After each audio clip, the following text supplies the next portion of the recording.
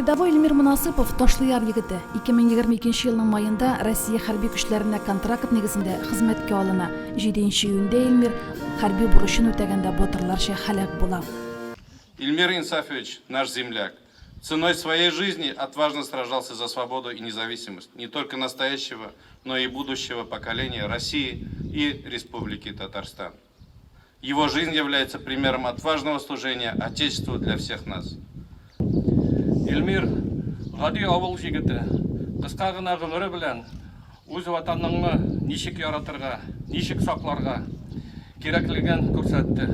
Үзенең батырлыгы белән ул безнең бөек Россия алдындагы бурычка һәм антка тугрылыкның нәрсә икәнен күрсәтте. Эльмир Мунасыпов кыюлык, ныклык, бурычка тугрылык, чын батырлык үрнәге күрсәтте, диде Мөслим һәм Сарман районнары хәрби комиссары Дажгын Гасанов. Райондашыбыз үлгәннән соң батырлык ордены белән бүләкләнде. Эльмир Мунасыповның әнисе Фәрида ханым матәм митингында катнашкан, гаиләнең кайгысын уртаклашкан һәркемгә рәхмәтен җиткерде.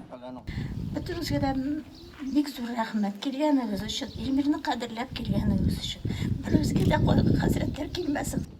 Райондашыбыз хезмәт иткән хәрби часть туганнары тарафыннан да кайгы уртаклашу сүзләр яңгырады. 1 минутлык тынлык белән искә алганнан соң райондашыбызны матәм маршы астында соңгы юлга озаттылар.